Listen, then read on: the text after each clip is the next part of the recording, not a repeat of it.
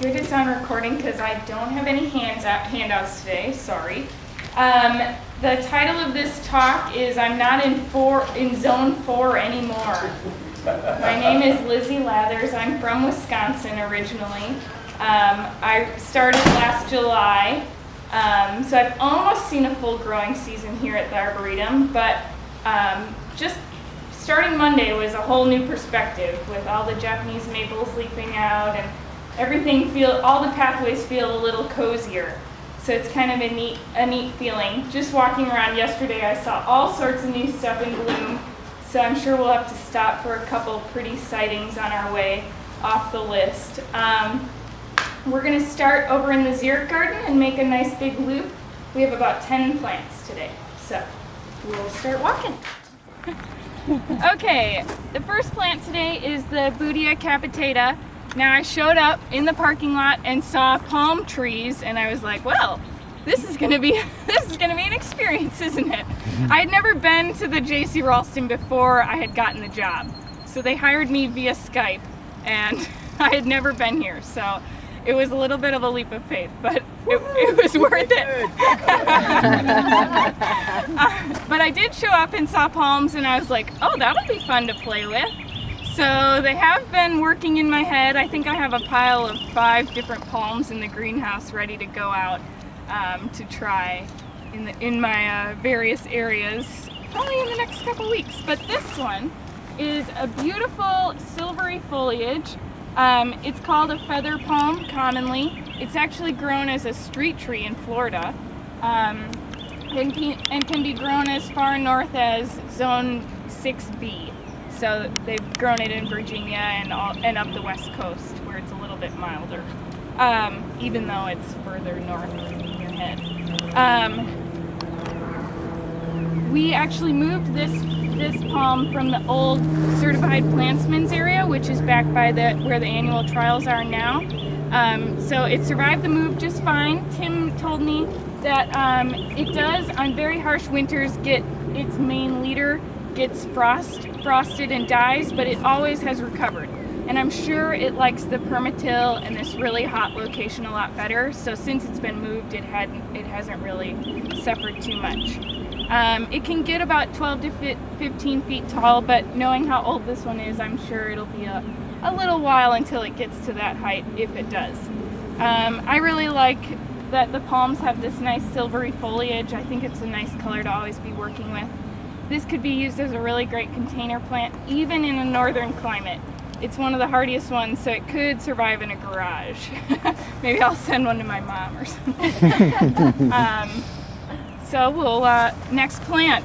The root system on that, I guess any it's questions? fairly well contained. Is that the idea? Yes. Container? Yeah, okay. And I mean, it would take up a good amount of your container, like the older it got. But yeah, pretty well contained, can handle pretty compact soils too, because it doesn't have to spread it too much. They grow it on wheels in Columbus, Ohio. Oh, really? And move it on out and move it in? Yeah, I think it would be beautiful in like a parking lot island. That's what they use it for in Florida and things. Yeah. I think that silvery foliage, I'd like that in my shopping mart. Yeah, eventually they may have to use a pallet and a big piece of equipment, but right. it sits on wheels, and they put a lot of plants around the wheeled structure. Yeah. Nobody notices. Cover it up. Mm-hmm. Yeah, this is about the best I've seen this look. Oh, really? At this time of year. What does it usually look like? Like brown. Brown. I mean, a couple of years ago, it was all brown, and somebody saying, "Yes, that's a goner." Oh. But you always wait. When do you usually have to wait until, like? Oh, I guess April. Does it send out all new ones, or do you have to cut the brown ones off? In the bad years, you're really cutting all the old ones off, and you just start all over. Okay. But then this year it looks good. Last year it flowered in late summer. Okay. Yeah. Did you eat any of the fruit? I don't think we got fruit. No. Okay. Yeah. I saw some like recipes for like. Yeah, because they call it jelly palm. Yeah. Yeah. That sounded pretty good. Yeah. I'm all about some foraging, if you can. Can you just cut a section off and plant it? Get another one? No. This is just a leaf It's not actually, it doesn't have any meristem, so you Okay. wouldn't be able to grow roots from it. Alright. Yeah. It would be seedlings, I would guess, or that is how they would propagate it. This is our next plant, Fraxinus greggii. It's actually an ash tree that is an evergreen deciduous tree. How do you like that? It loses its leaves and grows new ones at about the same time of year. So you never really see it without a leaf. It's this early springtime. So it's actually sending out new leaves right now and losing some leaves that you can kind of see on the ground. It is native to the southwestern United States, mostly to dry creek beds, rocky cliffs, and in canyons. So it likes this well-drained soil of our scree garden. It would be one I would definitely amend the soil for if I was to grow it at my own house with something that drains really well, or keep it in a container with soil that you already know drains well, if you don't want to do the digging. I like this plant because it fulfills this smaller tree kind of habit that's kind of hard to find, especially in this area. You see things on a label that are supposed to stay under 10 feet tall and then they end up 25 or whatever. So this tree does max out at 12 to 15 feet. I don't know if it'll even get that high here. It can be grown as a multi-stem shrub or pruned up to be a tree. Charlie and I are kind of wanting a more tree form, so we're working on that.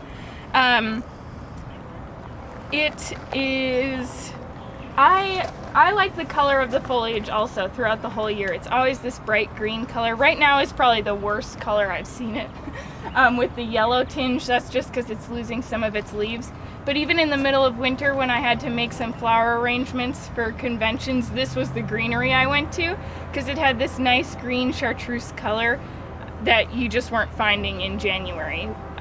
So I like it. It makes this little shade habitat in our scree garden that's kind of hard to find, and it makes a nice little anchor to the garden.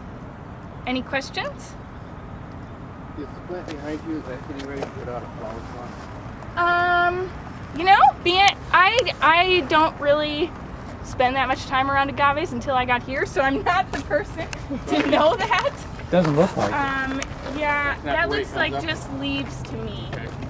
Yeah, it usually is like a little bit beefier if it knows it's gonna send up a flower. That looks.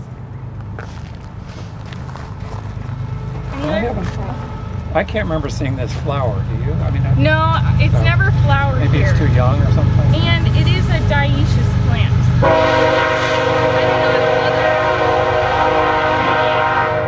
don't know if other ash trees could work as the female, or if it has to be the same species. Something we could look up, but I mean, it has very inconspicuous little flowers or little buds right now. I don't know if that's Yeah, just we'll the see. male, We'll have and to then see. I don't know if we have a male or a female. I always like the boxwood garden because you feel very enclosed, and even though it's right on the road, it's always quiet because it's always lots of foliage keeping the sound down. This is our next plant. This is Buxus harlandii. It just kind of stands out to me when I walk in here. It's got these longer leaves. It's one I've never witnessed before. It's got this nice vase shape. Well, now we packed them in there, but it does grow up with a nice vase shape. This is a pretty old plant. The last record I saw for the sizing was 1988, so it could be older than that even. That was about the time when they started taking measurements pretty regularly and getting them into the system. So that's pretty cool. It is native to Taiwan and Japan. It's only hardy to zone 7. So this is kind of like the borderline. The original plant, this one came from the National Arboretum. So we got it from them and planted it sometime in the 80s. The records get a little hairy. This one in particular can be bonsai'd, I was reading about. It's a really good one for that. I guess the bark gets beautiful when it's bonsai'd, and the leaves, it's like a fuller plant. Like, people don't know it's a boxwood when it's bonsai'd because the leaves are so much longer. The older leaves, the distinctive characteristic to tell it apart is it has like a very small notch at the tip of the leaf. So you can come up and check it out. I thought it looked so cool with the new growth on it.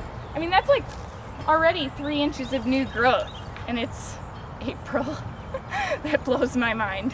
Is that all one plant? Yeah, currently? this is. Okay. Yeah. So this is a different one. Yeah. Yeah. But it does grow in that vase shaped. So I kind of like that for a boxwood, not just your usual circle.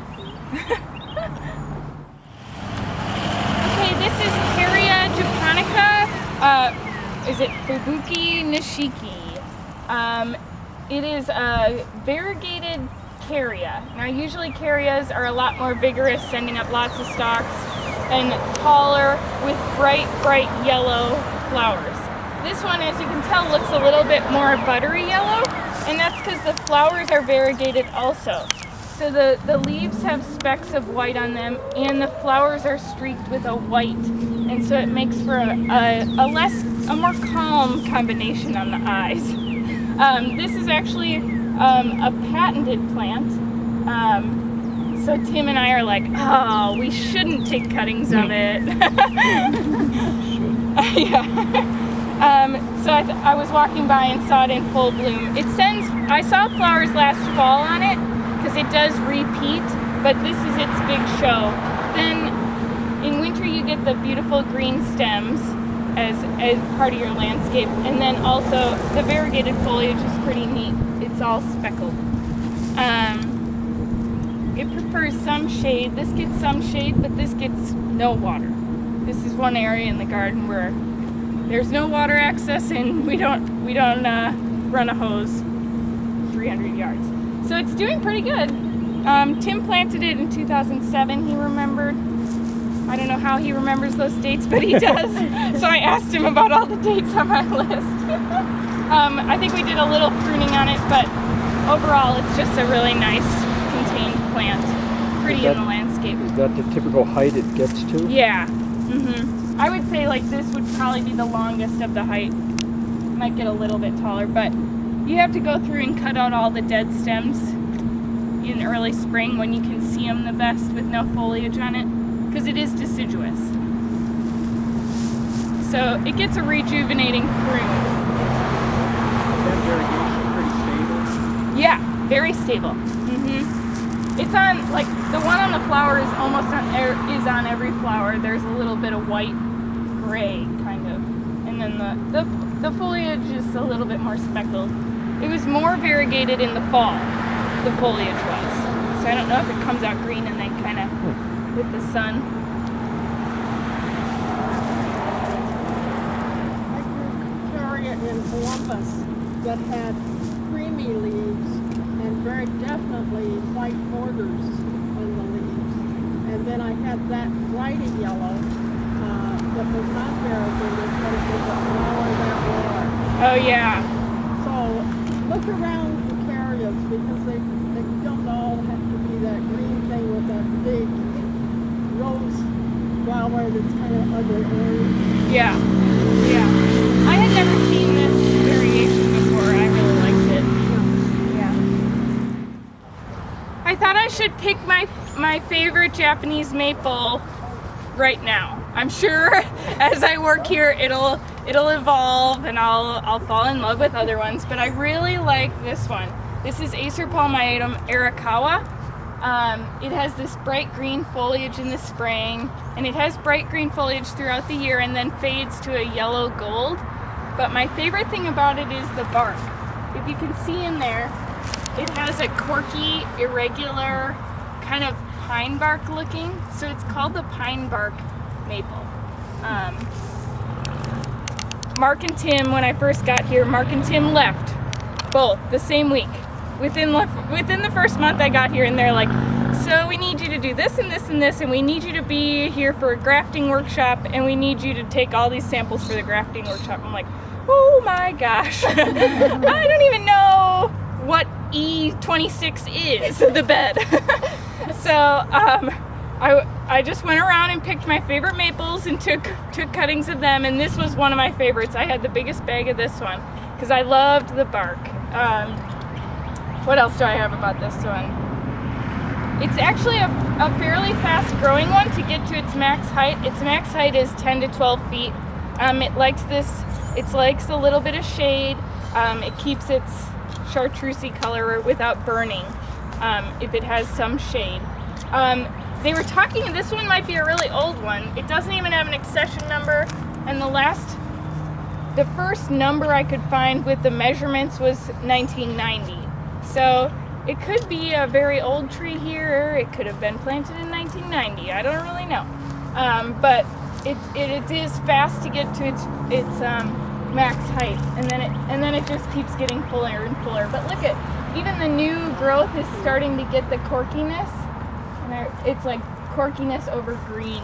It kind of looks like, I don't know, warty skin coming up through Oscar the Grouch or something. We usually just see that pretty, very smooth bark on Japanese maples, so this one's a little different. Any questions? No? Anybody else really like the other bark? Yeah. I never noticed it. Really? Yeah. I know, it's got this nice backdrop with the pines and the conifer collection. And look at those red petioles right now. Or like little bracts that the leaves came out of. Okay, we're moving on right here. What's its origin? Is it country? It was China. Yeah. Southwestern China and Taiwan. Okay, so we're moving right here. Prunus ukan. Now, Tim told me, I had this on my own list because I had never come across it with the flowers until yesterday morning, and I was like, showstopper. Had to stop right here and then move back to take it all in. And Tim's like, I think this is the most photographed plant by staff members at the Arboretum. No? Well, Chris knows the data, but Tim was going off feeling. It's a yucca, believe it or not. Oh, really? Although the agave salmiana might have caught up. Because Denny was out of town and he asked some people on the staff to photograph it, and I think we all did. So there was like 10 photographs per staff per day. Oh my gosh. For 2 weeks. But the yucca truckliana has the most photographs, if not agave salmiana. Is this one up there? Yes, it is. Okay. I wasn't totally off then. But I thought it was pretty amazing, even in July when the leaves were kind of not even hanging on. This one actually hangs onto its leaf pretty well. It has a darker leaf, more of like a bronzy purple foliage, but this root flare and how it just sits along the pine needles, it's like a presence even 3 feet down, and then the bark is so beautiful with that copper tone coming through with the lenticels, and then I've never seen the flowers before, and it just started like Saturday or Sunday. They have that nice ivory green color, and then they fade to a little tinge of pink. But it holds on to its flowers pretty long. It's for a Japanese cherry tree. Sometimes they grow so fast and they're grown only for their flowers that the structure of their tree isn't really taken into account. And this one has a beautiful vase shape to it, and I think it would be a striking tree in any landscape. Let's see what else I Is have. it easy to propagate? No. I don't know where we got this one. I looked it up because I was like, oh, I wish I could get this one. And it was all by bud grafting. So I don't know. This one, I don't see a graft, but it's older and I don't know. I think we have propagated this one in the workshop, Lizzie. Really? And successful done Like so. winter workshop? Summer. Summer. May and June. Okay. Which we, by the way, have openings. Oh, good. Yeah. What, Mark and I have the June 2nd one, and you and Tim are doing May? Mid-May. Mid-May. Yeah. So this is the typical height it would end up at? Yeah. So kind of a taller for a Japanese cherry tree, but. I think it was Melanie that propagated it, by the way. Oh.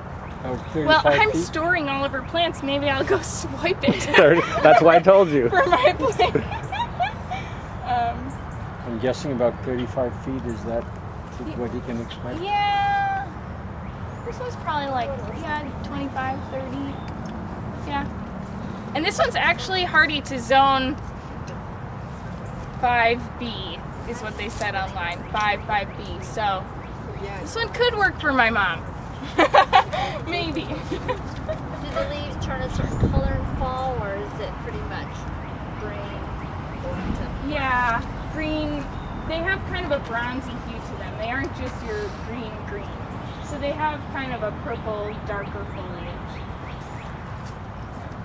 But look at that bark. Who cares what the leaves look like? That's what I think. Okay, this is that Fraxinus siboldiana I had you stop at near the pedestrian gate before to see the flowers. This is it, but a little bit older. The one behind. Here are the flowers. It's one of, I think I saw like 3 other species of ash that I had never heard of that flower. And they're closely related to the Chionanthus, which there's one right over there, the Chinese fringe tree. So the flowers kind of resemble that, but they're smaller and more compact. I learned that most ash trees, when they do flower, they don't actually have true petals. It's just the stamens or the anthers. I mean, the stamens or the pistils. But this species, Fraxinus siboldiana, actually has true petals, and so that's what you're seeing when you're looking at the flower. You're actually looking at a flower that has petals. It's native to Japan and Korea. I think it's great for smaller yards also because you can either train it as the tree, which we have out front is what we're training it as, or this one is a multi-stem, but kind of nice and airy, and you can tuck it in with other woody ornamentals and notice the flowers before these magnolias are out, or I'm sure certain years this is a really nice combination when the magnolia and the ash time it perfectly. So yeah, it maxes out at 15 feet, probably if you grow it as a tree. I guess as the multi-stem tree it would be a little bit smaller. It has the nice compound leaves with the ash, like an ash that we're used to, and a nice smooth gray bark. It's one I would want in my yard. Any questions? It's a cool one, isn't it? I only ever knew Fraxinus pennsylvanica, Fraxinus. That was pretty much it, Americana. So it's kind of cool to see other species in the same family. Okay, the next plant is this Alyssium woodland ruby. Isn't it amazing when you walk up, you're like not expecting anything, and then you see red flowers, and it seems like it shouldn't be flowering right now, but I thought it was awesome. And the flowers are so evenly throughout. It's not just on the top, or it's not just on the side in the shade. It's throughout the whole plant. And there's ones to still come. There's lots of buds. So it's a long flowering season. It's a hybrid between Alyssium mexicanum and Alyssium floridanum. Now we mostly have in the garden Floridanum and Parviflorum. Parviflorum is our native Alyssium, which has that creamy white flower. Then the Floridanum is where you get that red color, and then the Mexicanum is where you get this late flowering. This hybrid happens to have a more prolonged flowering season than both of its parents.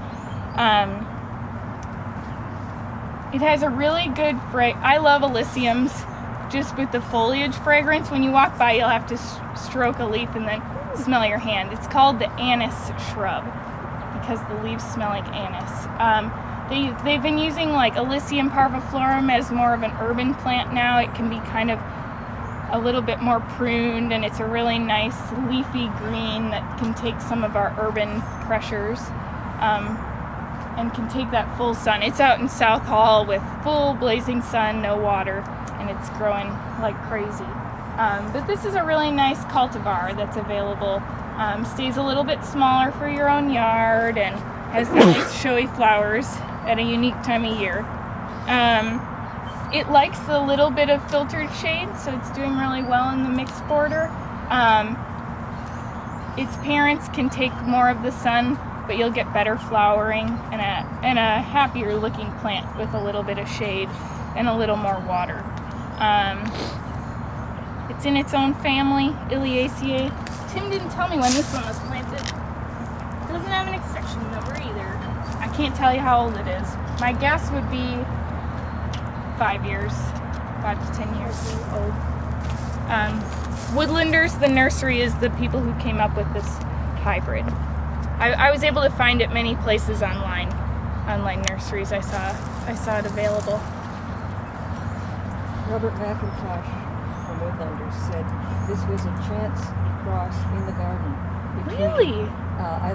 Elysium mexicanum Aztec fire, which JC had given them from his Mexico collections, and Elysium floridanum, which were both in their garden, and this came up as a seedling. Oh, wow. They didn't do the cross, nature did. Huh. I didn't know it was a cultivar of mexicanum either, Aztec fire. Cool. Well, that makes this even more meant to be. But I'd like those in my yard right now. Is that the height? Yeah. Mature height? Yeah. It might get a little bit taller, but it's a slow enough grower that you can keep it kind of the height you want. I mean, I wouldn't keep it real small, but. I could be wrong, but I don't think deer touch them at all. Ooh. I don't claim anything about deer. I found that out. I don't want any angry people coming back. No, I planted it. So that one's all Chris. All Chris. I would think not though. It has a really unique smell. Kind of like that herb smell that maybe deer don't like. And they take pretty full shape? Yeah. Yeah. So make sure you rub a leaf and take a smell. There's another Elysium right there also. I think that's one of the Parvati ones. Okay, the next plant is kind of near and dear to me, this Hypericum brigadoon. It was the first cutting I took at the Arboretum. I was so overwhelmed and we had to take cuttings, and you know how Tim's going a mile a minute, and I was like, oh my gosh. She's like, come around with me, we have to take cuttings. This will be your job from now on. I'm like, oh good. And like everything was so overwhelming, I couldn't even be like, I really like that plant, because I was like, all these things in my head were saying, that's not gonna root for these, but I didn't know the plants at all. And finally we came up to this plant and I was like, I really want to take cuttings of this one. And he's like, really? It's a really good plant, but we passed a lot of flashier things. And I was like, no, I like this plant. So I took a bunch of cuttings and I actually still have them in the greenhouse. They rooted. So maybe some program sometime soon I'll have them available. It's a ground cover Hypericum. It spreads by rhizomes and stolons. It can be easily divided and also like moved throughout your yard. It's not super fast growing, but you can see it does spread. This is a pretty good age of a clump also, so, and it's got the room to spread, but easy to keep contained in your own yard. It has this is its winter color, so it fades to this like brownish dark green, but it does have an evergreen presence in the yard. However, this is why you grow it. It's this bright chartreuse fading to a yellow in fall, but it really lightens up this area throughout the whole summer. If you have this dark other evergreen foliage around here with the acubas and the taxus, and then you have this like bright presence down here with the pine needles, and it really stands out. If you had any purple foliage in your yard, this would be a great complement to it with that chartreuse green. The flowers are small and yellow, and they're hardly noticeable with the bright chartreuse foliage. So you really grow it for that. And it fulfills that nice ground cover, habit that's hard to find, something that doesn't take over, but it takes over enough to fill the spot, and that happy medium, which is hard to find. So I really like this plant. It is available in nurseries, pretty easy to find. Yeah. Anyone growing it? Yeah. From the distribution. Oh, fabulous! Looks nice with more petal. Oh yeah, sure, and kind of the same leaf shape also. Yeah, cool. I like that. I'm a fan of grasses. I really like using grasses in the landscape, and I've been adding a bunch. We added a bunch of carex throughout this whole weeping walk, and a bunch of carex under the fantasy crepe myrtles. This is Stipa lessingania, I think is how you say it. And then the cultivar is Capriccio.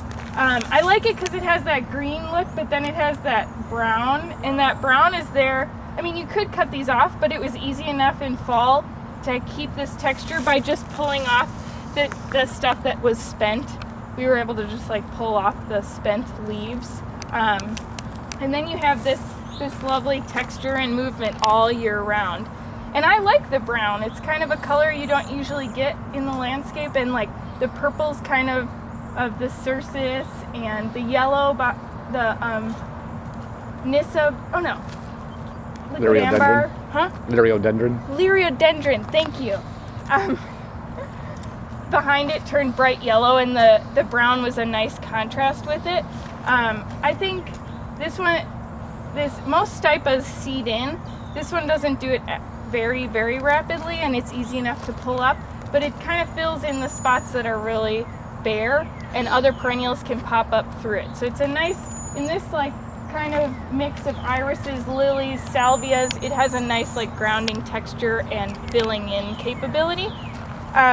This one specifically is native to South America. Most Stipas are. You'll also come across one called Nacella tenuissima more frequently in the trade. It has the same look to it, but it gets these seed heads on it that kind of hurt, and they kind of like make a big snarl of like the seed heads stick together, and it makes one big snarl, right? And this one doesn't do that, so I really like it. It kind of has the same look to it, but it doesn't do that as much. I think all of those are reseeded in. I think these are the original planting, and then it's kind of made its way to where it fills in, which is kind of nice in a plant. I like that, when it can kind of find its own way. So these are probably seedlings. Yeah, here. little seedlings, yep. So it could be divided easily, a nice pass-along plant to give to people. But that brown color always gets me, because it makes a good like earthy tone to anything. If you're going to put like pinks and yellows and purples together, it's nice to have a little bit of a grounding color to bring it all back to life. And it's not just like hurt your eyes. Yes? Yeah, I kind of like vases myself, but Yeah? I have a challenge to get them to grow. Oh. But the one that I like is it's really big, and it has these big bushy white kind of plumes on the top. Like really big? Yeah. Like seashore past, or Yeah, what pretty is big. it? What is You that? see it in a lot of Pampas grass, yeah. pampas grass, maybe. Yeah, that would be So- my guess, because it has big fuzzy It seems things. like it stays. Miscanthus is a little less, but the pampas grass would have the big furriness. You see it out on people's, like the end of their driveways a lot. Right. Yeah. And a lot of developments in industrial areas. Yeah. Pandas are part of their foliage. Yeah. Where do you get that? Where do you buy that kind of stuff? Anywhere? Shoppers, where have you seen it? Garden centers. Yeah, I've Garden seen. Yeah. centers often sell small ones, but be certain that that's what you want, because those blades are like knives. Yeah. Oh, are Never they? get it ready. Oh, okay. It's a forever plant. People burn them, they blast them. I would rather plant a miscanthus if I were you Okay. than a That's what I'm looking pampas for, grass. something that's user friendly. Yeah, because it still gets pretty those hardy. big feathery. We have a lot of them in our mixed border, and they're beautiful in fall. Miscanthus strictus stays upright, Yeah. but you know it as the dryness that flops over. Okay. The same kind of leaf. And then there are a lot of other Malapartis, which really takes cold weather, wind, nastiness. Probably the strongest one. We had a very large grass collection at Ohio State University. Yeah. Talk to me sometime. Who's big on selling grasses in the area? Tony, that or Yes, some. Some, Big Bloomers has a lot of grasses. who? Big Bloomers in Sanford. It's a good place. I mean, it's worth the trip. Oh, is It's worth it? the trip. yeah. Yeah. Just go down. They'll give you a Straight on discount. north. The JCRA discount. Yeah. And I'm looking for what again? Miscanthus. Miscanthus. Okay, thank you. And ask if they seed in this area. That is a problem with some of them. They get into the native environment. There is a smaller variety of pampas grass. It's not quite. Oh, there is? It's called Pumilla. Yeah. Oh. And I've got one that's probably 15 years old and still only about this Oh, tall. cool. Hasn't spread too much. They're Cordillera similar. Cordillera, yeah, yes. cordillera. And there are ways, I mean, But if you're the leaves are still razor Like sharp. raisins. Yeah, if you wear your long sleeves and tie it up really nice, and then take, if it's small enough, a handsaw or a chainsaw. And because you have to cut it every year, otherwise it looks really ratty. Like I can tell people as I drive by, like, oh, that person really cuts their pampas grass nicely. That person doesn't. That's those are the things I notice. But yeah, if you wrap it up really nicely, tie it, and then take a chainsaw, because it's a thick And you clump. want to be able to use that, get rid of that twine that you have used it with. Yeah. Wrap it up because you don't want to separate Oh yeah. that. Don't use a rope you want to keep. I think I'll go for some other. Yeah. It seems like a lot of. It's okay. I would plant that small one because I love the colors. The color of the flower and the silvery foliage is I just cut awesome. it back when it's still cold and I can wear a heavy coat. Yeah. Yes. Exactly. It also has a prettier poof on it too. Oh, okay. It's a very nice one. Oh, okay. I'm gonna put it on my wish list. I'm talking as someone who maintained the grass collection yeah. for too many years. Yeah. Well, this was my final plant for this talk. I'm sure I'll have others. Thanks for a great tour. Yeah, good.